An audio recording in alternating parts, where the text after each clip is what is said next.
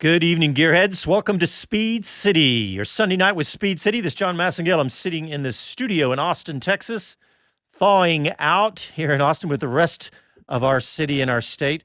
And I got Les Kaiser on Zoom, and Jonathan Green is not going to be able to join us tonight because he was actually out in Florida doing some Trans Am work for those guys opening their season.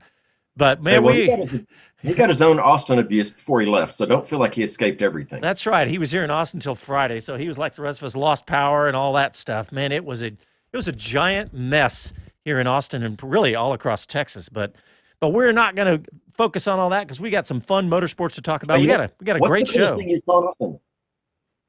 What's that, Les? I said, what's the coolest video you saw here in Austin? Coolest video? I don't know. People There's only snow one skiing right down answer. Congress Avenue. Snow skiing Skiing down turn one at Something of the Americas. Oh yeah, I did see that. I did see that one. You're right. That was pretty cool. Yeah, Circuit of the Americas was covered in snow like the rest of Austin, so that was fun to watch. But let me talk about what we got on the show tonight because I am excited. We got a great show. We're going to talk all about the McLaren F1 launch, and that one is so anticipated by every Formula One fan because McLaren's going to the Mercedes engine. But that's not as simple as it sounds. So we got a lot to talk about with that. Of course, we had the AlphaTauri launch this last week also. So we had a good week in Formula One. And we have a couple of guests tonight. We have a young American driver, Jayden Conrad, and he has a really interesting story, and we're really excited to talk to him. We'll talk to him in about a half hour at about 7:30 Austin time. And then after that, we have the boys from the Super Lap Battle that's coming to Circuit of the Americas. We got them on the show for a little bit in the last segment, so that'll be fun to talk to them. But Les Kaiser, I think I want to jump in right now and talk about Formula One because look, when car launches start happening, when you start hearing engine sounds put out on YouTube and the liveries start to launch, that Formula One is getting close. Before you know it, they're going to be testing. And we have this weird season where we're carrying over, because of COVID, we're carrying over a lot of the same car. We're carrying over all the chassis can't change, and their engine development really hasn't changed. And a lot of the change is going to be focused on aerodynamics this year. And of course, we had the engine freeze that we talked about last week on the show. But the fact that the McLaren car launched this week is such a big deal because of they're going to have more change than anybody. Don't you think so, Les, because of the Mercedes engine swap? Absolutely. To be honest, there were quite a few changes they had to make. Their aerodynamics, they're managing things between the 20 and 21 car. Their approach of spending all their tokens on the engine change was probably very wise. It's one of those things that's a different engine. The cooling involved around that engine is very different than what they had previously. We always harken back, or we comment about the motor having the turbos split on opposite sides of the valley. And so that's a very different approach than anybody else that has the impeller and compressor in one single housing. They've got it split behind, and they have the motor basically biased in between those. Interesting technology. The first time, a couple of years ago when this came up, I dug around to see if anybody else had done it. And indeed, it had been used by an industrial truck way back like in the late 50s, I believe it was. But it was expensive and troublesome with the limited technology they had at the time. So why do we care? It's in F1. It's driving there. It's very precise in the way they're doing it. But when they took it and swapped it into this McLaren, we talk about throwing an LS swap and everything. Well, here we are. We're putting a Mercedes in instead. And this is making a world of difference in the cooling and the aerodynamics package that has to be around that engine. Yeah, think about that. I mean, number one, you've got a radically different design of like you said, the turbos, because you got the one side of the turbos at the front of the motor on the Mercedes, and the other side is at the back. So you think about the way the McLaren is designed, you've got to completely change everything. And just think about it. You joke about an LS swap, but that's actually probably a pretty good comparison because you got to change all the wiring, all the computer. I mean, everything has to change. So it's a massive swap. And you touched on something, the tokens, right? So every team has an allotment of tokens that they can use for changes. And so what McLaren did is they said, we're going to say they had to negotiate this, right? Because they have to make so many changes that this wouldn't have been allowed, right? There are too many changes. It would have been, well, you need a lot more tokens than you have to make all the changes you need to make to swap the engine. So they negotiated, and they also said Formula One's just said they're going to watch very carefully to see all the changes, that they're not trying to sneak in some advantages. But the bottom line is they are almost coming out of this with a new car. They've still got the 2020 chassis, but there are so many radical changes that it's going to be really interesting to watch. And really, you think less, okay, McLaren was doing really good last year. They were third in the constructor standings last year. Swap in the Mercedes engine, and boom, they're going to be competing for, they're going to maybe leapfrog Red Bull. But I don't think that's going to be the case because of what we were just talking about with those tokens, right? Because they're not going to be able to make some of the changes that they need to make, some of the other teams are going to make. So I don't know. We don't know what's going to happen. Maybe they are all of a sudden, competing with Red Bull every single race, or maybe they're even going to be faster than the Red Bull car. And then what happens with Ferrari now that Ferrari's had some time to get their engine situation figured out? So this is really going to be a fun Formula One season to watch. Absolutely. The tokens probably deserve a bit more explanation about that. And that is really kind of the tokens were a way to allow the team some developmental opportunity between 20 and 21, but not to go crazy. This is the kid going to the arcade. You get 14 tokens, and this is what you've got.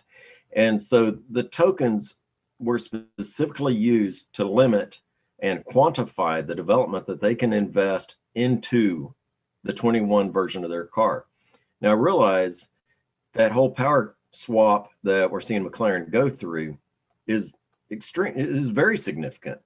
And so it's probably the most significant thing. I'll say it is definitely the most significant thing I've heard any of the teams going through. And so that's one of the negotiations that John spoke about took place to get things up into that point where we're going to allow that to happen, and they'll use their development tokens. They don't get something extra because they changed brands or what have you. So that's the control mechanism around the 20 to 21 car and them specifically changing powertrain. Yeah. And you touched on it, but I want to elaborate a little bit in the cooling. Remember how Mercedes car struggled last year at some of the hotter races. So maybe that is, if there is an Achilles heel to that engine, and I don't know if it was just the aerodynamics combined or if it was part of the engine. Who knows? Nobody, only the Mercedes team members know that. But what if that's part of it? Maybe that is something that McLaren will struggle with this year also. And think about what they had to do to the aerodynamics to radically change and learn all that stuff. All the CFD time, all the wind tunnel time that they had to spend tokens on, and time and engineering prowess, which McLaren has a lot of. I mean, if anybody can pull this off, I would think it would be McLaren. But I think that's something that we need to watch for. I'm wondering if they can manage that. Also, thinking about the way all of the teams are going to have to deal with, what about the downforce? What they've decided to do, Formula One's decided to reduce the overall downforce on the cars. And all of this, is transitional, right? With a lot of the changes that were going to happen that didn't because of COVID and all this. But the barge boards, right? The way they taper closer to the back wheels back there, and because like the McLaren car on launch looked more like it didn't look radical, right? So, but the overall, the point is the overall aerodynamics are going to drop. So, they have to come up with a new way of dealing with all that. So it's really going to be it seems like, okay, we're not really going to change the car, but there actually is quite a bit that we have to change, that these teams are all going to have to change, and we're going to get to see. And that's going to be a really interesting thing to watch and to see how each team, and you're going all the way up and down the grid. We talk about Ferrari fixing their engine problem from last year, which was a debacle, not only for them, but for their teams that bought their power unit, including our favorite Haas F1 team. But so Ferrari's going to have to be dealing with all of that. And I was thinking about the Haas team, Les, and wondering how they are going to come through this, because we had Gunther on the show last week, right? Dave O'Neill went out and talked to him out in North Carolina, and he talked about aerodynamics, which is, obviously that's what they can do. They can spend most of their time on. But I just wonder, is this an opportunity? Because, the car, the 19 car was a debacle, right? They never could get it even closer. Last year, it seemed like they made a little progress. And I don't know, if we have a good Ferrari power unit in the Haas car, and maybe they've got some team members from Ferrari, right? So maybe they've got some aerodynamic changes too. So who knows how this could happen? I think we'll see a lot of things. Like I said, the barge board reducing is significant, and every single team is facing that. The unique part for Haas, we've got 2 new drivers. We're in the aspect that I looked at it. I feel like, yes, they're good drivers. They're underlings coming up the series and getting into F1, but I feel like that language, that translation from driver to the team is probably not going to be as strong as we were used to with Grosjean and K-Mag. And so I think we're much more data dependent than we were with previous drivers when we discuss Haas F1. I don't know. That's one thing. I'm not sure that's going to be a good thing or not. And data dependency can cut both ways. Yeah, it's going to be interesting to watch. All right, well, let's go ahead and take our first break. And after this message and after the next segment, remember, we've got our young driver guests coming on, and you're listening to Speed City. We're live in Austin, Texas. Back after a quick break.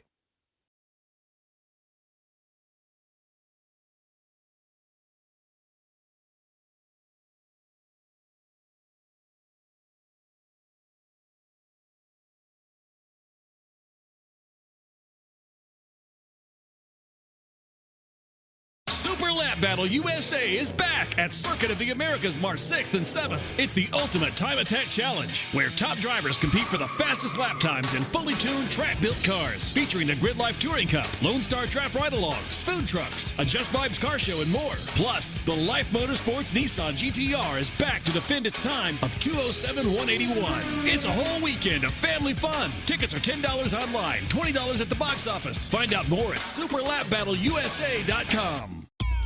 As a rider, you know what you like. The power, the feel, the ride. When it comes to gear, you know what keeps you safe. Ducati Austin provides riders with the finest in Dainese leathers, the best the market offers. Visit Ducati Austin on Breaker Lane just east of I-35 and throw your leg over the most iconic sports bike ever built. Ducati. Even take it for a test ride or see what's been described as art on wheels from MV Agusta. You know what you like. See it at Ducati Austin. Online at DucatiAustin.com. Talk 1370, the right choice.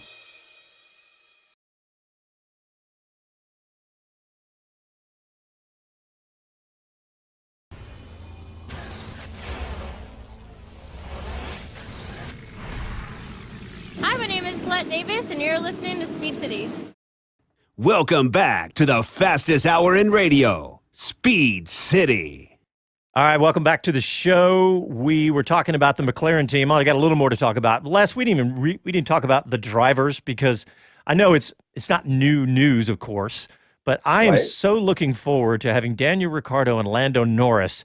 I mean, just watching the launch, those two guys pulling up in the cars, having fun, that is going to be something to look forward to massively in 2021 for sure. Oh, I think they are the biggest and friendliest personalities in the paddock.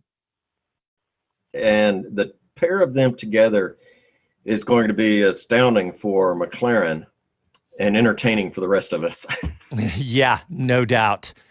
And, also going back to Haas F1, we had some great news this week where Pietro Fittipaldi is going to stay with the team. He's going to continue to serve as Haas F1's official test and reserve driver for 2021.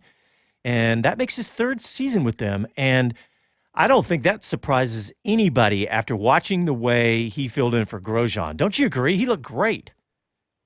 Absolutely. Absolutely. You got to know that was a player and a lot of consideration of where he was going to land this year.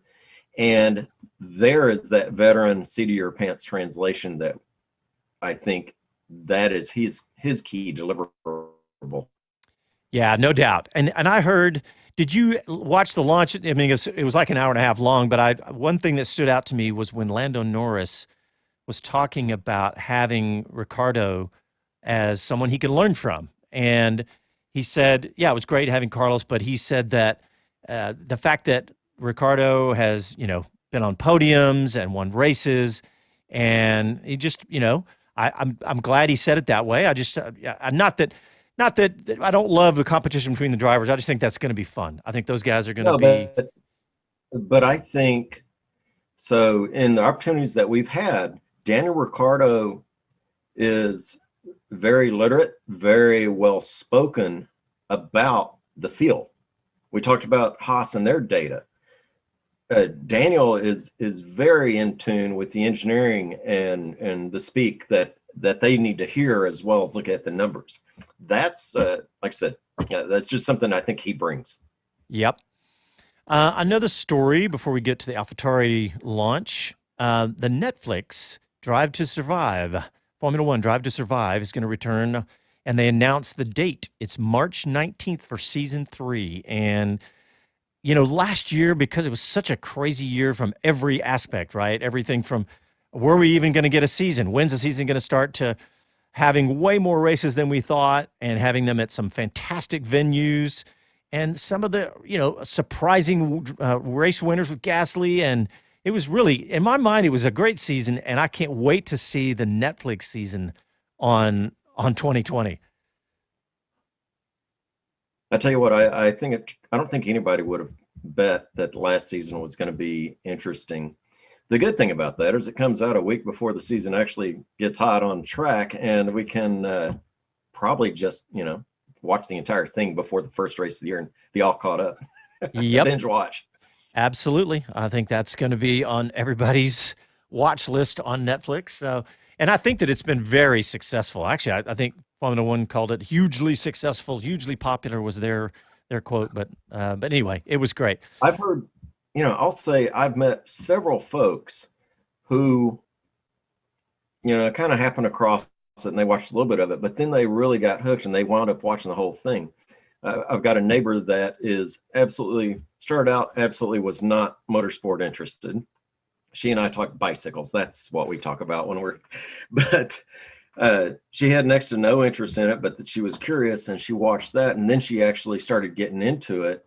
And she and her husband would occasionally tune into the shows now and also watch the races. I think that's pretty monumental task. Nothing on she or her husband, but I think that's pretty monumental when you have somebody who has not much interest in this gravitating into it. And I've heard that kind of response several times. So I am absolutely happy with what it's doing. Yeah, I think it's going to be awesome. Let's talk about the AlphaTauri launch, Les. First of all, what did you think of the look? I like it. I like it. I like the way so many of them are getting. I wish we could change the front spoiler, quite honestly, but I still like the way things are showing up. The flowing, it looks modern to me. To me, some of the others started looking kind of dated, and I like the way AlphaTauri has kind of stepped up their game. It looks modern. It's artsy, cool colors. I like the colors, and I like the paint job, the livery. Although the car itself didn't. I mean, it looks pretty similar to last year's car too. But you're right. It does. The livery looks. The head on. What's that? I like the head-on view right there. The big nostrils and the side pods. Yeah, look great. It does. It does look good, and I think that is, there's comparing this to the McLaren launch, there's just not that much. But thinking about how well they did last year, their goals. They came out and said that they want to be, team principal Franz Tost said he wants to be top of the midfield as the target. And, after last year, I don't think that's a crazy statement. No, I think that'll be good. I think that's a good one. I think that's a rational place for expectations. He'll be solid. Yeah. Like I said, that's going to really shake up the midfield. I think the midfield is going to be much more entertaining even than it was last year. Yeah, and the back of that car on the AlphaTauri is basically identical in terms of gearbox and rear suspension, which would in turn was the rear of the 2019 the Red Bull RB15. And but AlphaTauri used their 2-token development spend on the new nose and the new front suspension. So that nose, the underside looks kind of hollowed out, and so maybe changing the pickup points for the suspension. So that's what it looked like. That's kind of the gist of what I've seen out there.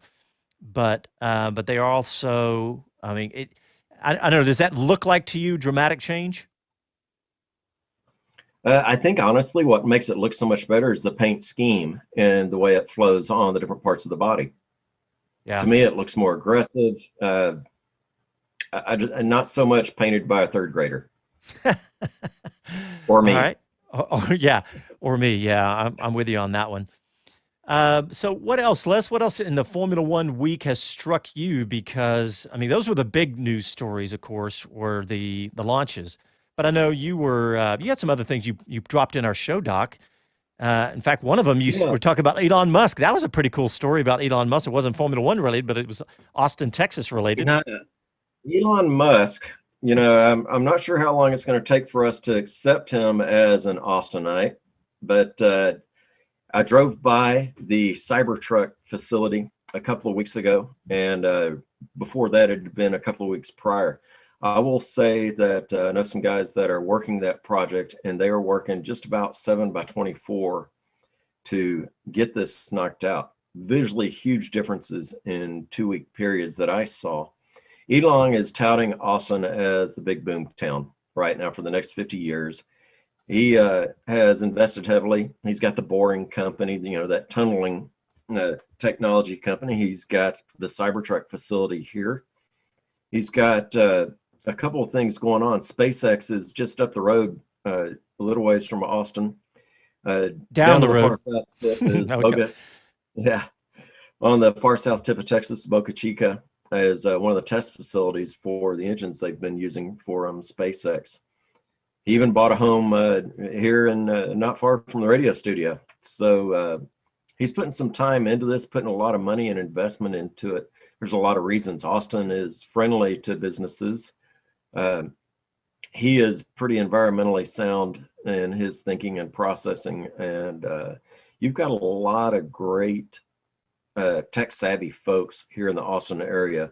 When you look at the different manufacturing companies, Da Vinci Technologies is here. You've got Dell, you've got, Raytheon was here, Traycor. There's just a whole lot of things, but that is, he's got a big skill set to draw on with the technology world here. Well, the quote though that really kind of set Austin abuzz was he said that Austin is going to be the biggest boomtown that America has seen in 50 years, at least. He said mega boom, and where he said this, right? What podcast? Rogan's. On Joe Rogan's podcast. Yeah, I don't think there was marijuana smoked this time, but it was entertaining as always. But yeah, I just thought that was a pretty cool story about Austin saying, I mean, we know that Austin's been on the list of fastest growing cities, best place to start a business and all that stuff, which is one of the reasons I think Formula One was attracted here, because Austin is such an unusual, it doesn't fit the mold of, first, it doesn't fit the mold of Texas. It doesn't fit the mold of many other large cities. It didn't have its own professional sports team. We do now with soccer, or we're about to. But yeah, I thought that was pretty amazing that he said that this is going to be a boom town, the biggest boom town in 50 years in the United States. I thought that was a crazy. Well, and I got to say, if you're going to build a truck and you want to be taken seriously, do you want one built in California or do you want one built in Texas? All right, well, we got to take a break, but when we come back, we have our first guest. We have a young driver from California, Jayden Conrad. I'm really excited to talk to him. He's got a cool story. Listen to Speed City. We're in Austin, Texas. Back after these messages.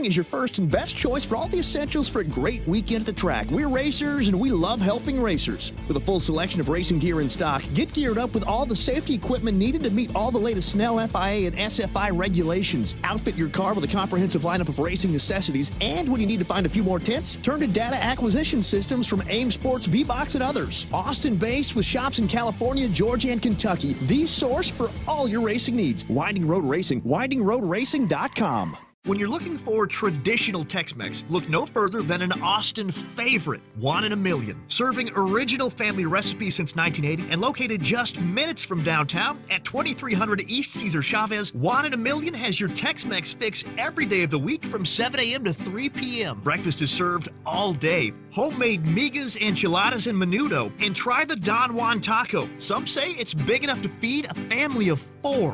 One in a Million. Online at oneinaMillion.com. Talk 1370.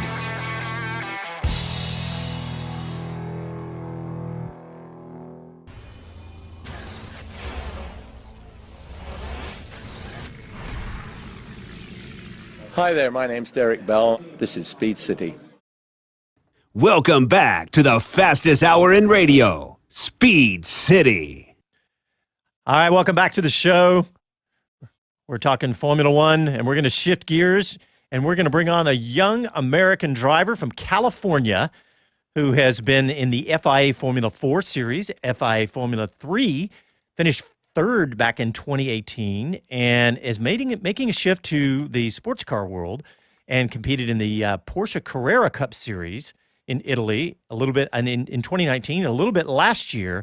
And if you're not familiar with the Porsche Carrera Cup Series, it's the highest level of that Porsche Cup Series, and that is now coming to North America, and he's hoping to get a ride in that. He's working on that. We want to welcome to the show Jayden Conrad. Jayden, welcome to Speed City. Hi, everyone. Thanks for having me on. Well, we appreciate you coming on. And so you're out in California. Where are you in California? I'm in the Bay Area, Fremont area. I mean, if you just were talking about Tesla, I'm there where they are now. So, yeah, if you look up the Tesla factory, that's around where I live. But yeah, no, I'm located in Northern California. All right. Well, let's talk about how you got started in racing. Was this something in your family? Was your mom and dad, were they motorsport fans, or how did you get started in racing? Well, my father was always a motorsports fan, and it was through a coworker, actually. It was, I was 7 at the time. I was in elementary school, and I was like most kids. It was like, oh, well, I mean, all right, here's an incentive. If you do better in school, then hey, you get to go to the go-kart track and stuff like that. So actually, I started in quarter midgets when I was 7. We got introduced to it through a family friend or a coworker, actually, of my father. So went up there and tried it. I mean, I crashed on that demo day, but I loved it. And then signed up for training, and then I basically just did it for fun. It was kind of aiming to be a professional was like something I wanted, but I mean, you know, with parents and just how racing is as a sport, they're like, oh no, yeah, it's just for fun. Yeah. It's just something, keep grades up. You'll go to college. It's all fine. And then one thing led to another, and then got a scholarship at 14, moved to single seaters, and then kind of just been riding that ever since. I mean, did single seaters up till 2018. Then 2019, I switched to sports cars because there was a better opportunity with the Porsche Carrera Cup in Italy. And then a few Super Cup rounds last year. Did the Carrera Cup race at Le Mans also, was the last one I did.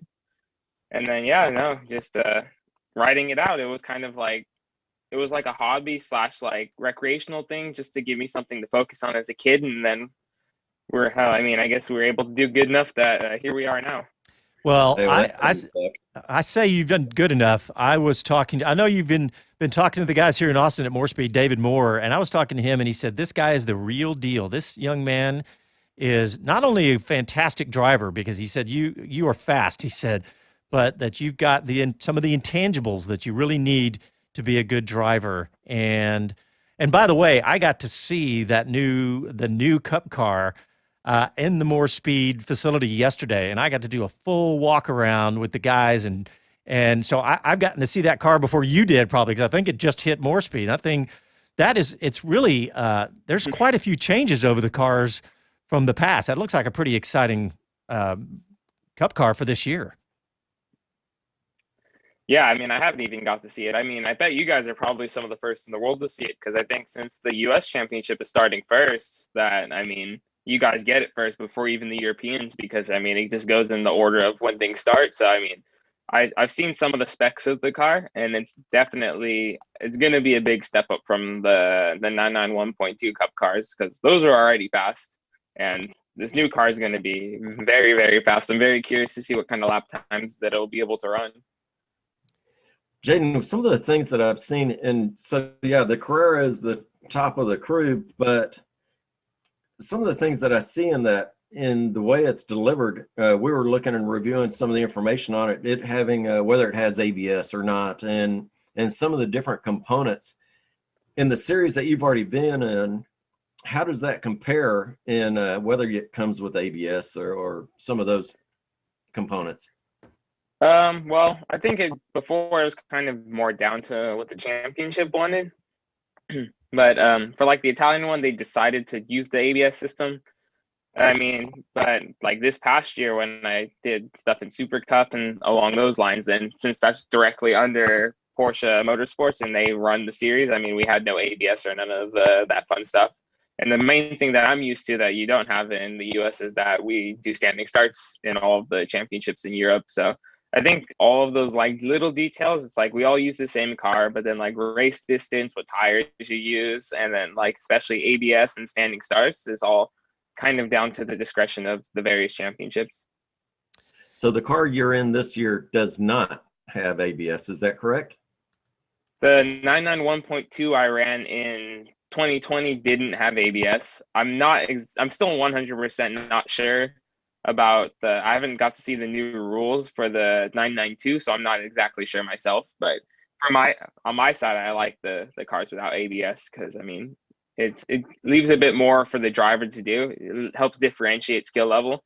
And I mean, even in terms of understanding, it's like when you don't have a computer assist you there, it's like you feel like you understand another aspect of driving the car with a certain tire, because it's like, oh, okay, I feel this in the brakes, as opposed to, okay, I'm just going to let the ABS save me and just push the pedal all the way to the floor. Well, Jayden, that's awesome. Well, I'm with you on that. I love more of the driver involved. The virtual background behind me is actually my garage at the house. I've got a project I'm working on for somebody, and I love that air-cooled 911, what it does, how few electronics are on it. Yeah, and I saw the new car has ABS, and I know that that's an option, but I noticed this car does have ABS. I was asking the knowledgeable young man who was giving me a tour of that car, and he said it has ABS, and that not all of them do. But hey, Jayden, we have a caller on the line, and he says he knows you and is a big fan of yours and wanted to talk to you. We want to welcome to the show Willy T Ribbs. Willie, welcome back to Speed City, buddy. Is this supposed to be the other way around? I'm supposed to be his fan? How you doing, kid? I'm doing great, Willie. Thanks for just joining the call. It's a huge surprise. Well, I wasn't going to miss it as much. I made a phone call to Porsche last week, and I told them, I said, Mercedes is making you boys look bad. That they got Lewis Hamilton, and you guys need Conrad. We don't want Porsche to be the rednecks of Germany. So he got it. He got the message. And first of all, congratulations, kid. I mean, you're doing a phenomenal job, and especially going overseas. As you know, I went there when I was 21 and I went there for one reason. I was to be in Formula One. So you know, it was a great experience. What I learned in 1 year in Europe would take me 5 years to learn here. So great job, and you know, you're going fast as hell, and you even got a super license, right? I don't have the license, but I had some of the points to get the license. I had 1/4 of my points after F3, so nice. I was on my way to getting a super license. Yeah, well, just keep it up. You'll have it real soon, and as young as you are, you'll be ready to jump, you know, right into the big time.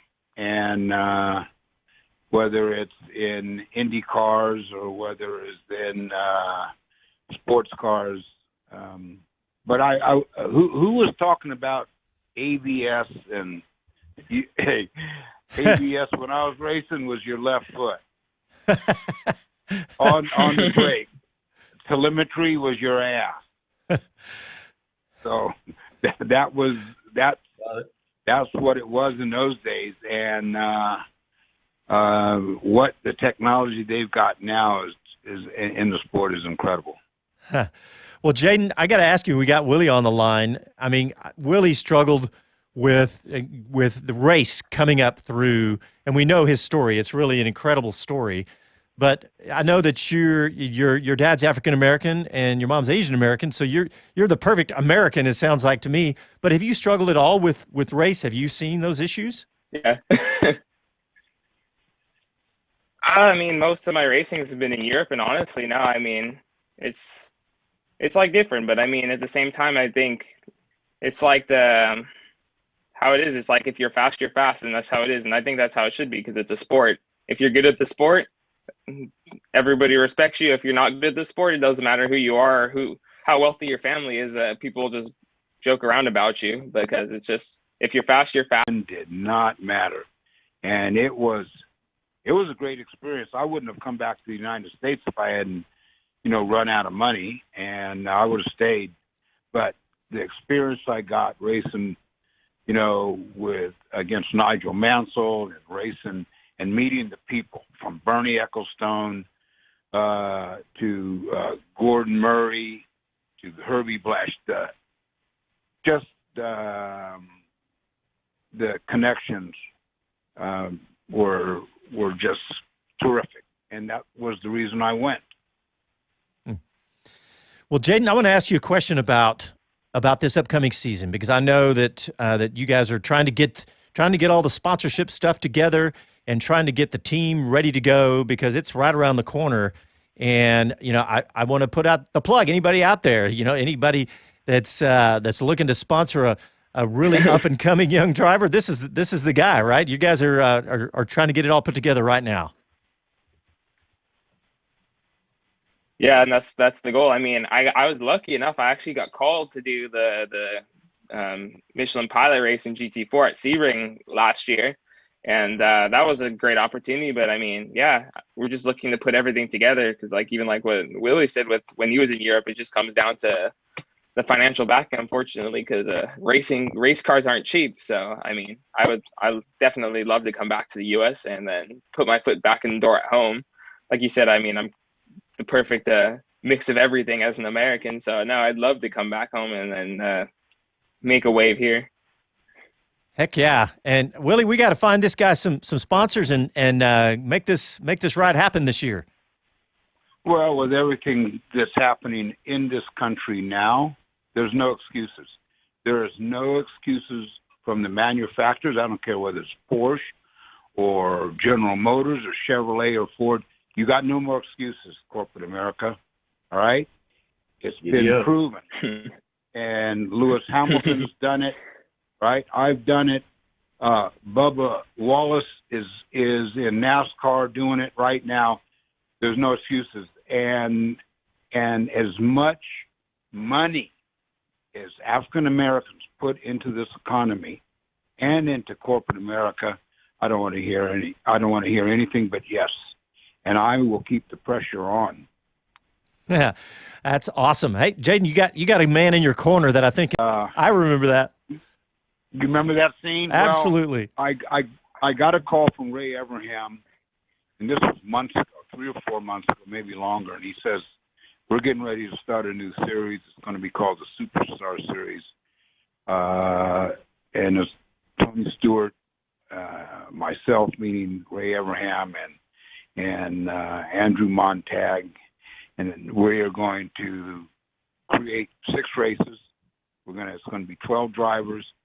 You're our third pick, Tony Stewart, because he's the founder of the series, or co-founder, will be one of the drivers. Bill Elliott, Bobby Labonte, Mark Webber from Formula One, Paul Tracy, Elio Castroneves, Tony Kanaan, Ernie Francis, right out of Trans Am, African-American kid, and the last entry and the last pick has been Michael Waltrip from NASCAR. SRX will have, for the first time in history of any major racing event, 2 African Americans on the same track at the same time. That'd be myself and Ernie Francis Jr. Only Ernie's 22 or 23. I'm 66. Now, picture this: him and everyone's age in between, from Labonte to Bill Elliott. Elliott's the next oldest. I think Bill's maybe a couple of months younger than me, so it's going to be the old Lions versus the young Lions. In fact, Marco Andretti just got announced. So, in fact, and he said, I got a message from Marco Andretti. He says, "Wow, can't wait to race with you guys." He says, "I've never done this. This is not my sandbox." I said, "Cat litter in a sandbox. So you ain't gonna be in a sandbox, son." Willie, that is going to be so much fun to watch you. Well, guys, we are out of time for this segment. Jayden Conrad. Well, listen for that name. Jayden, we'll make sure we put out all your stuff on our social media so everybody knows where to find you, your website, jaydenconrad.com, all that stuff. And we wish you the best of luck, and we'll try to help you get some sponsorship and get you rolling this year in the Porsche Carrera Cup. Yeah, thanks, boys, and thanks, Willie, for coming on as a fan. I think I still feel like it should be the other way around, but yeah, no, I mean, I hope we can get stuff sorted out, and hopefully I could see everyone listening in at the racetrack sometime soon this year. Take care, buddy. All right, thanks, Jayden. Thanks, Willie. Right. All right. Hey, good. Hey, keep the hammer down, Jayden. All right, we'll be back after this break. Thanks a lot, guys.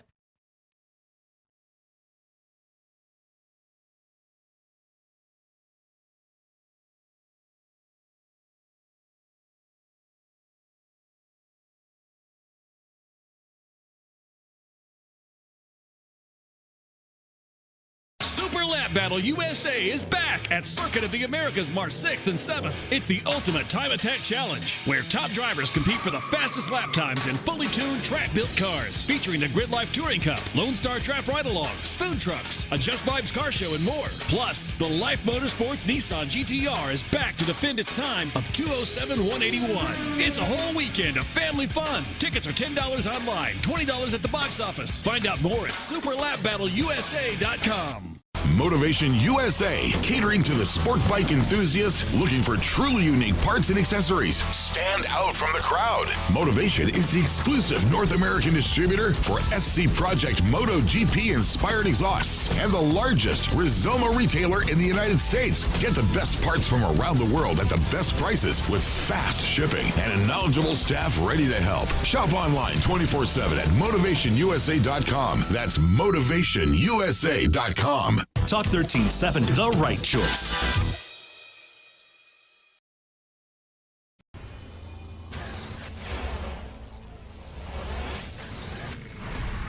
This is Alex Gurney. This is Speed City.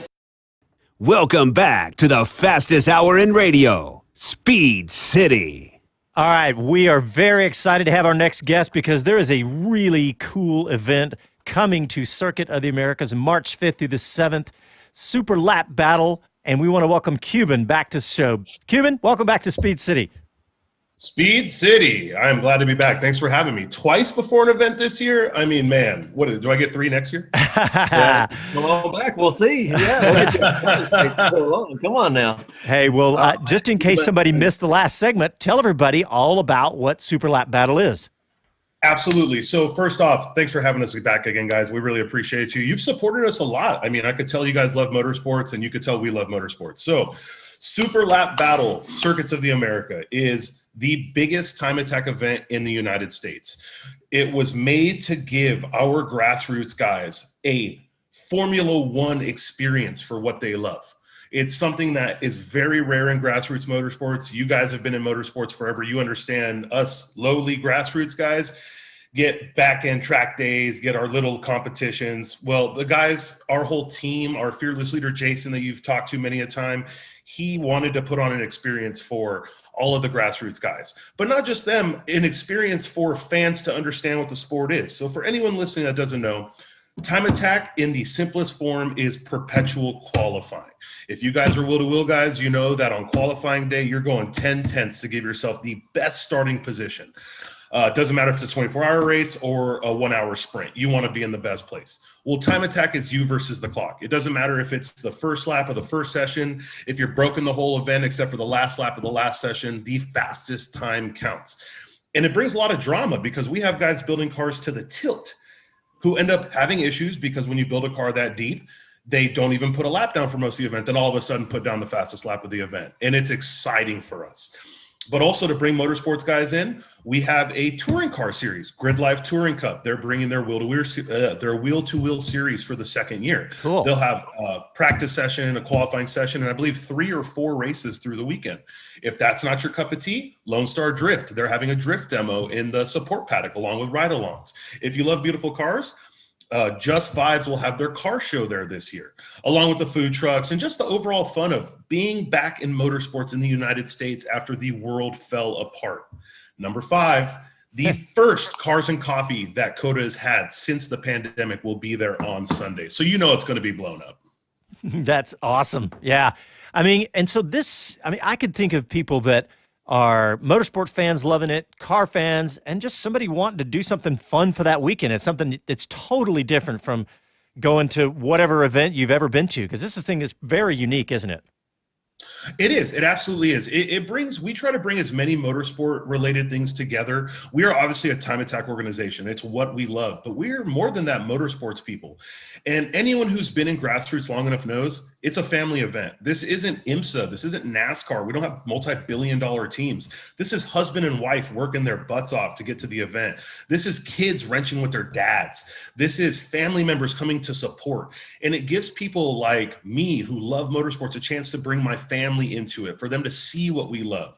We're not at some back road track where it takes 2 hours to get there. It's in the middle of nowhere and there's nothing around.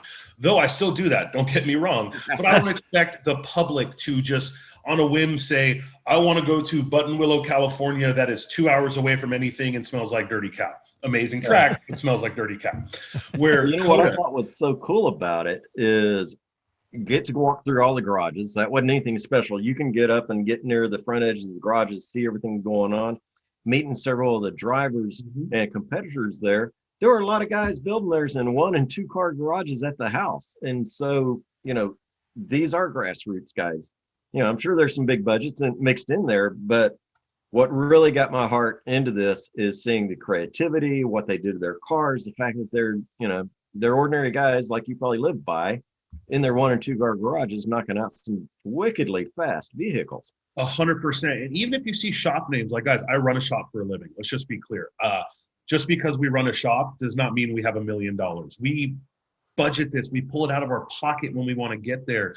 You will see some big names that people will see as, oh, this must be a multi-million-dollar team, when really it's these guys just working their butts off. And like you said, the experience. I always tell people, I'm a Southern California native. I've been going to the Long Beach Grand Prix for 20 straight years, except for this last one that was canceled.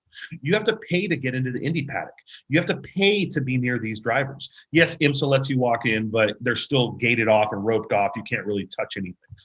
We have a pit walk on Sunday, but even during the event, you can go into these garages, talk to the drivers, see the cars up close and personal. You get to do things at these events that you have never, ever been able to do at any motorsports event, especially at COTA. Anyone who's been to COTA for a race, let's call it Formula One, MotoGP, you're on the other side. Don't you dare get near those garages, because trust me, security will show you back to your car. Oh, yes. Unless you bought the big bucks tickets. Yeah. Hey, Cuban, I want to ask you. Speaking of tickets, yeah, $20 at the box office, but if you buy them online now, they're only $10. So if you guys want to bring your family, if you have 4, 5, 6 people you want to come with, do it now for $10. It basically cuts your costs in half. People are slowly but surely understanding we're not in this for the money, guys. We're not here to make $1 million. We're in this for the love of the motorsport. So we don't need to, kill you on pricing to get in. And we don't need you to think that, oh man, I got to spend $290 to get in the COTA tomorrow. No, get in with your family. $10 a ticket online. Buy them now. Hey, I want to go ahead, Les. One of the things that's going on is there haven't been any giant spectator events at COTA in quite a while. This is pretty much kicking the door open for 2021. And here it is, folks. We've been waiting on it since last year to have a time when you're invited. The doors are open. You're invited back. Come on. Absolutely. And you know what? It's amazing for us. I know the COTA facility, when we first reached out to do the first event, they looked at us and went, I don't know. Well, now they're super happy to have us back every year. You've been there. It's big. I have seen what the paddock looks like in a World Challenge race, and I am blessed to say that we have more fans. And this is a grassroots thing. So I just want to go over it again. And, we already talked about the rocket ships, but there's going to be this amazing C5 built for unlimited class by Life Motorsport that built that GTR that holds the record. So they're bringing 2 cars. We have cars that have been setting records across the states to compete with each other. We are here to show the world that these grassroots teams can go faster than you could ever imagine. Yeah, because I think I remember like a lap time of like 2:07 at COTA, which is crazy. I mean, we're talking F4 level or faster maybe. It is the fastest tin top production car ever to go around COTA. It was faster than the NASA LMP time. NASA's LMP car, the fastest car NASA had at their nationals ever at COTA, went slower than his Nissan GTR. Oh wow. My gosh. Hey, and I thought about something, the fans in the stands and the people wanting to come out and see it. Obviously, there's going to be a car that they can relate to. Maybe they're a Mustang guy, they're a Camaro guy, they're a Corvette guy, or a Porsche guy, or whatever kind of guy or gal. But also, they're going to be able to go up and talk to the guys that built these cars, the guys and gals, because they're going to go, well, what can I do to my car? Can I bolt on a supercharger? Can I do heads and cam or whatever it is, or bigger turbos or whatever? So, but all those, they're going to have access to the people that built the cars, aren't they? Well, you nailed it. That's actually what got me into the sport. This is why I do what I love. I went to the first Super Lap Battle, as it was called, when Super Street ran into Buttonwillow, and I said, what in the world am I looking at right now? And yeah, they look like rocket ships until you look back and go, wow, he bought that at a dealership. This isn't a body in white. This isn't a Porsche Cup car, okay? This is a dealership bought car that is racing in these series. It is our goal. And I know we're running short on time, but I know you guys are going to understand this. Motorsports in this state, in this country, is dying, okay? It just really is. The younger generation is not coming up to the table like we did. I used to go to newsstands to grab newspapers with this stuff in it. Now it's on the internet, it's boring. But I want everyone to know, go to superlapbattleusa.com, check out exactly what's going on, keep up with us. If you can't make it to COTA, the live stream is there. It'll be on Facebook, YouTube, follow us on Instagram. We will make sure that you have all the coverage. And it's nonstop, guys. It's Super Lap Battle coverage. It's Grid Life Touring Cup. Our drone will be covering the drifting and the car show. Get there, Super Lap Battle USA, $10 online. Anything you guys need, don't hesitate to reach out. The biggest thing I want to tell you guys is you're not too small to come to this, okay? This is not too big for you. Even if you want to build something in the future, come see what we're doing. It is life-changing. Awesome. Cuban from the Super Lap Battle. Changed my life, boys and girls. It changed my life. All right, Cuban, thanks a lot. Thanks to everybody for coming on, and Willy T Ribbs and Jayden Conrad, and we'll talk to you next Sunday night. Ciao, y'all.